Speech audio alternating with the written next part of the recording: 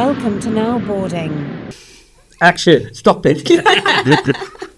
Welcome to another podcast, Now Boarding.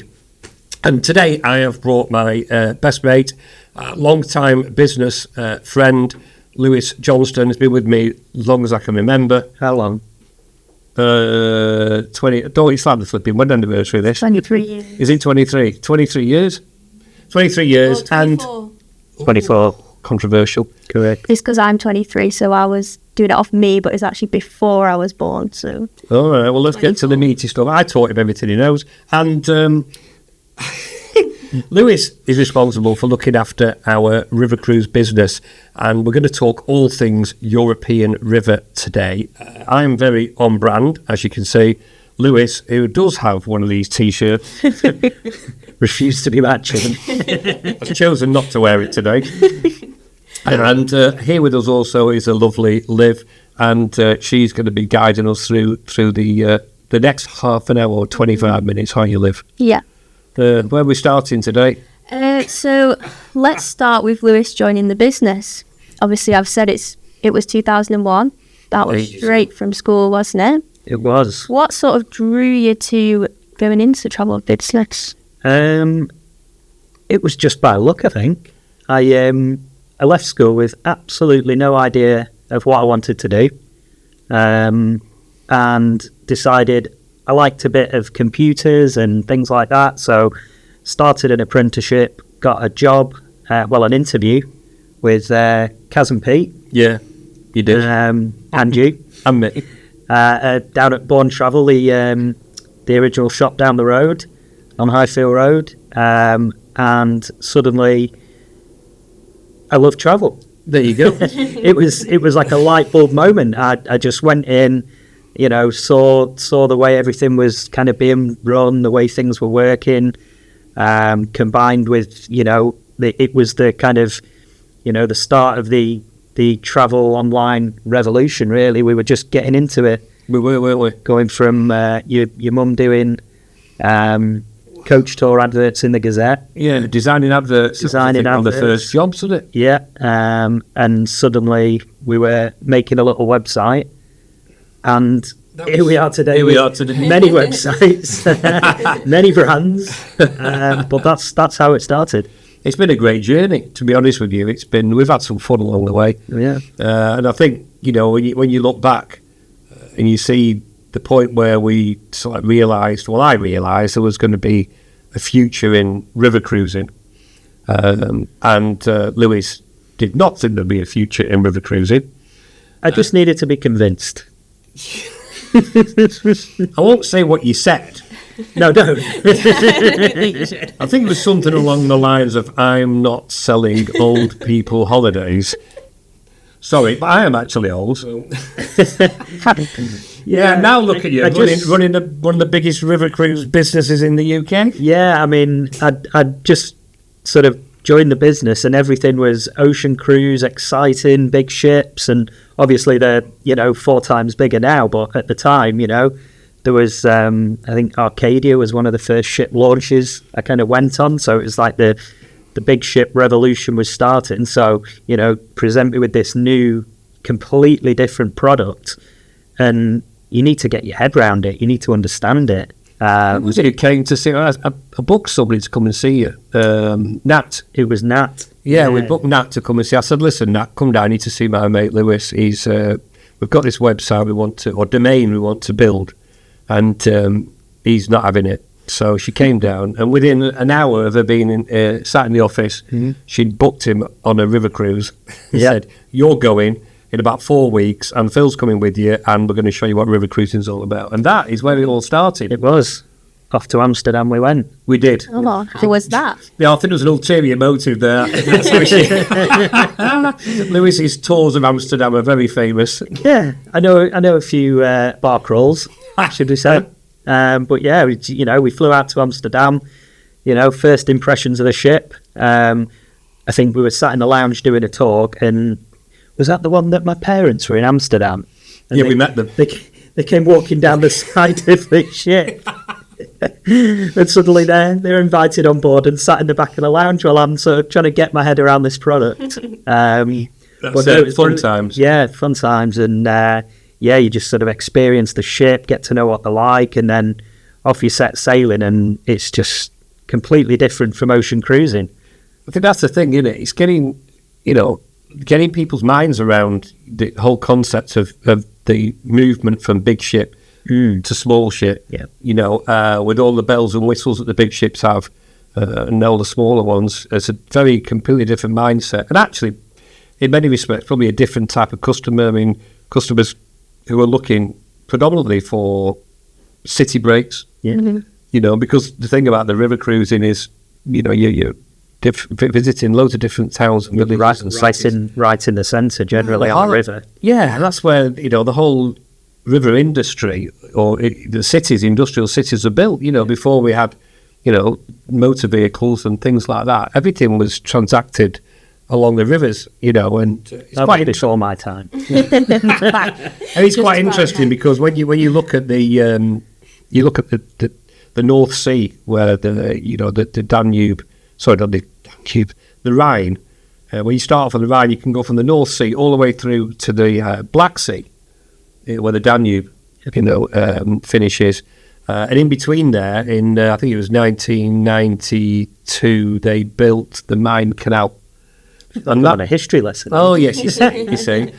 So now the cargo that uses that lock system, the Rhine Canal between the two rivers is 16 locks, was highest level all the way down. So you can travel the whole distance, which is just over 2,000 miles from the North Sea to the Black Sea. There you go. That's my little history. Good start. Yeah, well Good done. start. Yeah, I just saved you there before they've asked you. So, obviously, before coming into this business, I didn't really know a lot about river cruising. I feel like I've learned that it's very immersive. It's very, you get to know the cultures and the country. What sort of things do you love about river cruising? Wine.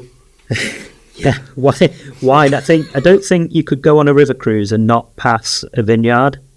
I think it's just part of the scenery, whether you're on the Rhine, the Danube, especially on the Douro. The Rhone. The Rhone. That's just one of the many things that you'll see on the riverbanks is the vineyards, and of course where the ships stop, you can walk straight to a vineyard, have a lovely tour, and there'll be obviously other things going on around the towns, the markets that are happening. One of the best tours I think I've ever done is you go off walking with the chef on the ship. He'll take a small group around to the local market, and they'll be buying all the produce that they're going to eat and cook on board the same day, paired with the local wines from the region. So yeah, it's a really big thing for foodies. And oh, no doubt about it. I mean, one of the best experiences I had talking about food is in Bordeaux. Yeah, where you get to try the famous Arcachon oysters. Absolutely fantastic. You can take an excursion to the bay if you want. It's only about an hour away, and if you do that excursion, there's a thing called the Dune du Palais, or Palais, I don't know how you pronounce it, it's French, but that's the tallest sand dune in Europe. Another fact, you see. I'm on fire today. Little taller than the ones in Lytham. Yeah, Stato. And those Arcachon oysters are fantastic, lovely, bit sweeter, very oceanic taste to them, world famous. So there's so many opportunities depending which rivers you go down to sample the local produce, and they pair it up beautifully with the wine, or in Bordeaux it'll be champagne. So it's fantastic. Really good. There you go. Tours of food and wine. There is a plenty around Europe. It's a great opportunity of doing a river cruise. In fact, there's not many other ways you can actually see and sample so many different tastes and flavours. Yeah. If you're not doing it on a riverboat. And it's not just about food and wine as well. You go down the Rhine and castles are plenty, history are plenty. So there is multiple tours in all the towns and cities that you stop off at. So yeah, great choice. I think that is what would appeal to me. I'm a big history lover, so that'd be what I'd be in for.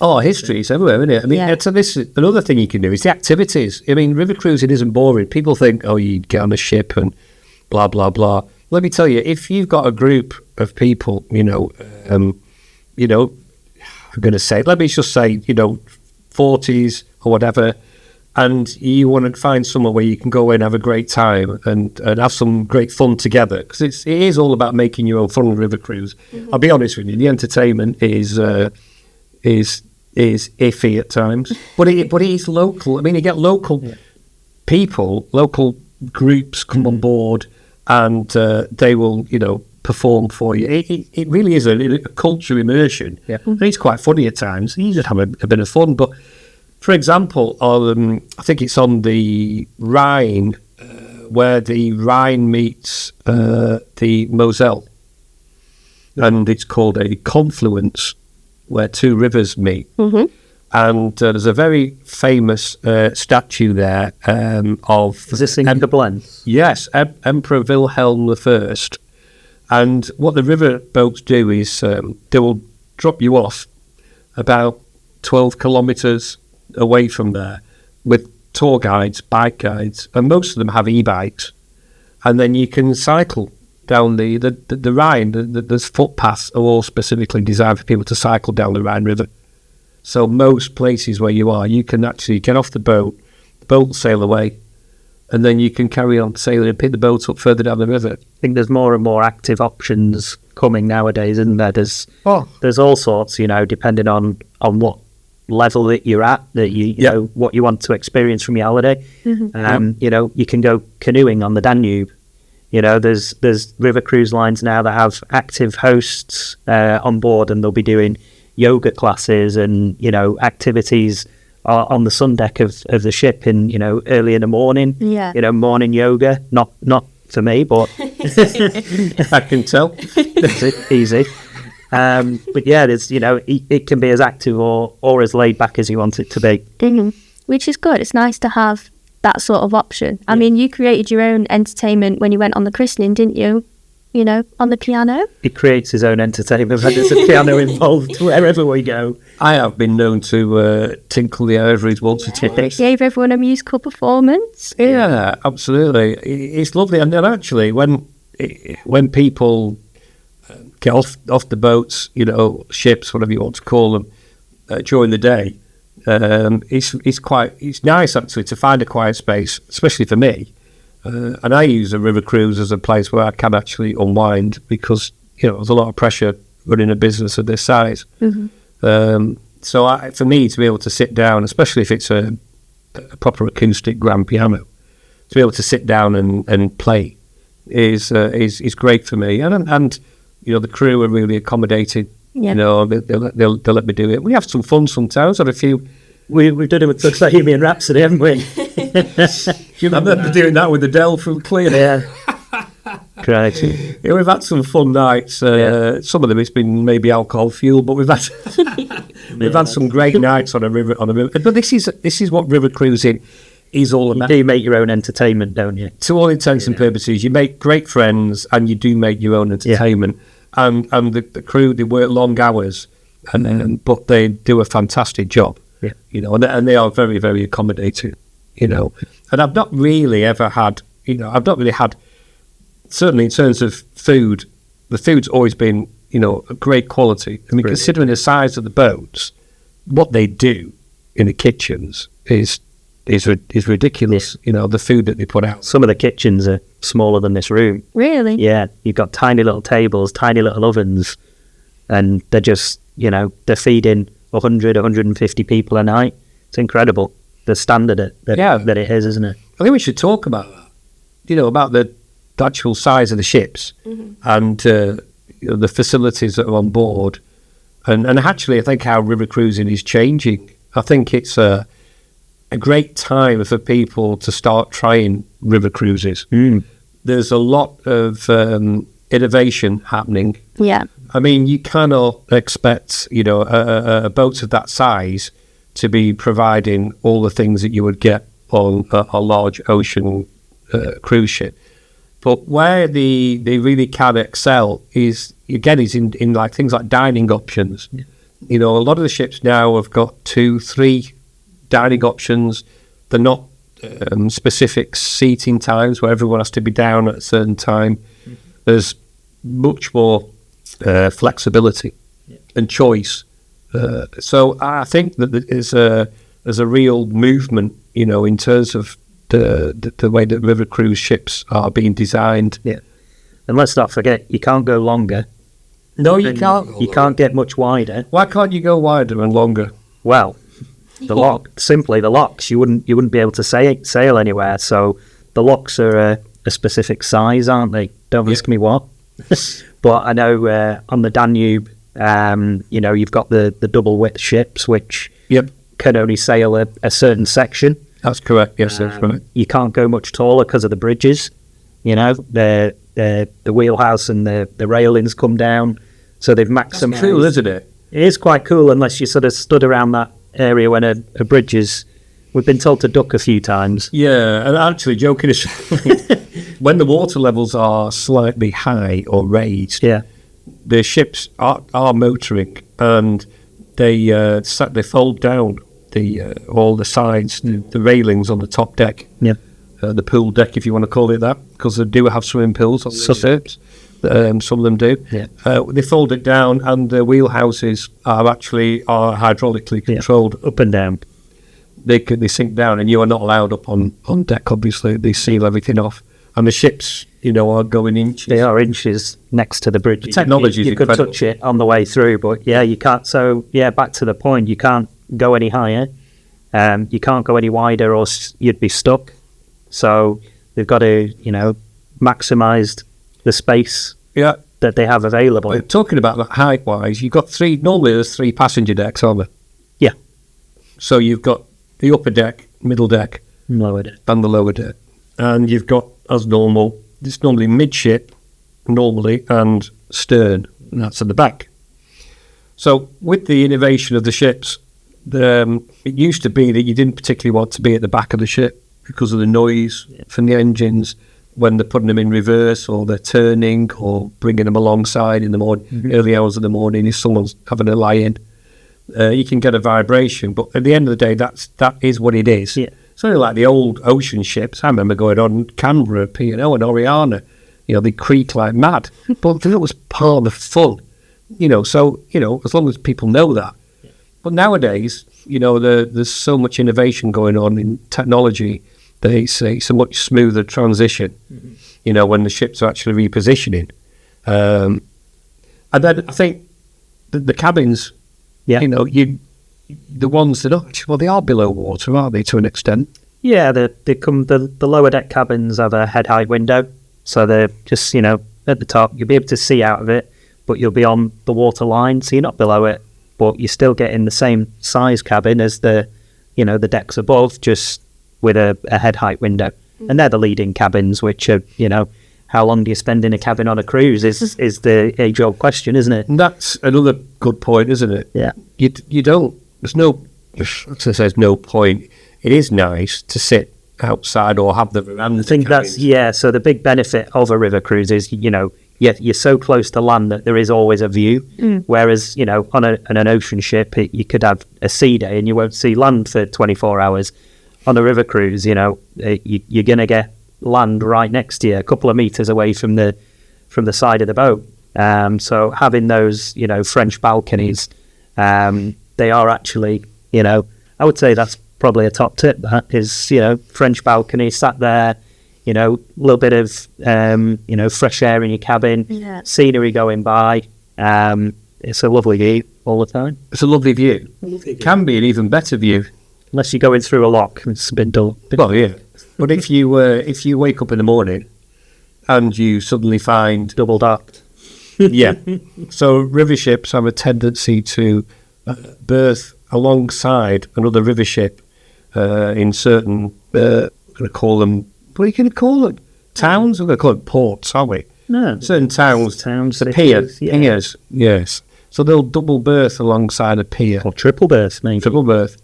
So you don't want to have what we would call a Notting Hill moment where you open your curtains or your front door and you stood there in your underwear, or even less, and there is somebody looking straight across at you, about 10 foot away. Yes. And that has been Always have a peek out the window Do you first. think people have ever made friends across ships? Yes, I imagine so. I know that. Yeah, 100%. Yeah. Yeah. Give them a wave. Right, I'm gonna. You can talk, can't you? You could write a message, couldn't you? Yeah. That's an interesting way. You know, But they might not be. What language are you going to do it in? You see? language. Yeah, because don't forget, you're going to have all the Europeans, so German, French, Yeah. on there, Belgians, whatever. So, and then you've also, who else would you have? There's an awful lot of people now from the Middle East and also from the Far East. It's worldwide, isn't it? It's a big global business for the Global. cruising. So you need to probably Brush up on some languages. get your AI out. I mean, Google Translate would be. Adequate. Mm. Yeah. Sure it would. But yeah, like I say, Lewis is spot on. The idea of going on a river cruise is that you don't spend time in your cabin. So, what kind of excursions have you guys done? What's like a highlight excursion that you've done? I've got a great one. Go on, and you go, because I'm struggling. I really enjoyed the Kukenoff Gardens. Oh. I didn't. It was really. Why did you bring that up? So we were on. I think that was a christening as well, wasn't it? Oh, yes, it was. Yeah. That's a good night. We had a couple of drinks the night before, and a nice trip to the Kukenoff Gardens. Perfect, April time of year. The tulips are in bloom, and so we gets to the Kukenoff Gardens, and somebody didn't make it round. I didn't make it down the first path. No. I Spent the day on the bench. I slept on the bench. And bench outside in reception. Having probably the worst hangover I've ever had, so I never even saw a tulip. I had a lovely wander around the garden. It was fantastic. Oh, you did? Yeah. Quite peaceful. Go and see the little windmills and the tulips. Yeah, it was lovely. I was grim. But you know what? I absolutely put a shift in. I turned up and got on that bus. You were dragged off that ship. I was dragged. You thought you were going to get away with that one? Yeah, I did. Not one of my proudest moments, but you can tell everybody about the Kukenoff Gardens. Tulips, that's it. Oh dear. What's one of my great moments? I think I've probably when we went to, I think it was Arles on the Rhone, and Lewis alluded to it earlier, which was when you go ashore with the chef. And we had a fabulous moment where the chef took us ashore, and we walked about 2 or 3 minutes walk into the square. And the whole of the square surrounded by market stalls that were selling, all lots of fresh produce. And next door to that was a big market where they had all the meat and the fish. But the produce was absolutely incredible. And the chef would walk around and he'd go, right, let me taste this. And he just put his hand, he was tasting everything in the stalls. Then he'd go, I'll have so many kilos of that. And then this is a great story. So it was early in the morning and we got to the bread stall. So Lewis has told you the size of the kitchens on a river ship are quite small, and what the standard of food they produce. And in many cases, in some ships, the standard is definitely going towards a Michelin star standard. It's unbelievable. But what they can't make is breadsticks, because they haven't got space to make breadsticks. So you can imagine we're on a ship that's got 90 odd to 100 passengers, luxury, and he gets to the bread stall and it's a small queue and people arrive, and he says, yes, thank you. He says, I'll take 50, every single one. And the people queuing behind, needless to say, Didn't have bread for tea. we're not happy because the chef bought a lot.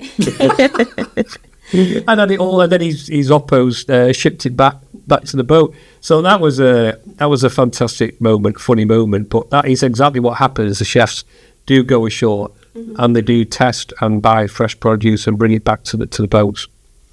It really is something to behold. It's fantastic. Yeah. It does happen. And of course, further down we went to Avignon, and saw the old, that song, is it Shoulder Pond, Davy, whatever we all used to sing. How does it go? I don't know. Something like that. So we went and had a look at that famous bridge. It's and it's, like I say, it's the only way of getting really to see these places, unless you're jumping in a car and going on tour. And nobody wants to really do that, I don't think. Yeah. I don't anyway. A bit scary driving on the other side. Yeah. That's what I'd be scared of. Is it? Yeah. I can barely do it on the left. Have you got any final tips for someone going on a river cruise? I think pick your river. What do you like? What are you going away for? Like you said before, you're going away for history. There's rivers that will be more sort of based around historical things. The Seine, if you want to go and see the landings. All about history, the war, all sorts of things like that. You've got obviously the Danube with its architecture and the sort of Baroque feel. Dutch waterways. Yeah. The World War II. There's a lot of really historic stuff. You go down, if you're into wildlife, down by the Danube Delta, all the way down the bottom. Yeah, beautiful. You got the Rhone as your food. Pick your river based on, what you want to do. And, pack light, but pack well. Yeah. I was going to say... European weather. Yeah, just make sure you've got, depending on the time of the year, here's the 2 tips, and probably both involve clothing. In the winter, Christmas markets are always really popular. That's another great way to travel around and see like 3 or 4 Christmas markets, around December time, end of November, December. Fantastic. But obviously clothing is appropriate. And when you get back on the ship, they normally have a nice soup or a glühwein waiting for you. It's a very special time of the year. But do remember, when you're sailing predominantly, in late afternoon, it will be dark. Okay, so you are going to see the Christmas markets and see places. You're not going for the weather or for the light. Okay, that's one thing to know.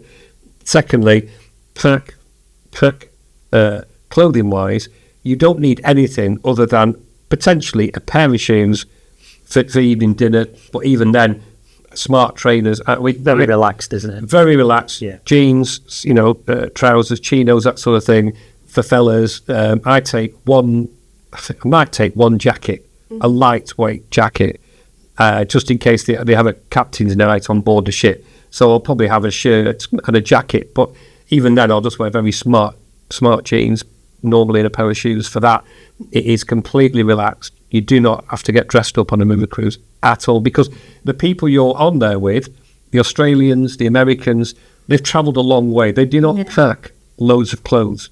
They pack to basically tour, and it is a touring holiday. Yeah. So don't think you've got to put anything special in if you're on a river cruise, because that's not the case. Nice. So we spoke a lot about wine. As you can probably see, we've got some wine here. Normally we have a snack. Today we've got alcohol. Might get the glasses. And this is from one of the regions in France, I understand, so let's have a little taste.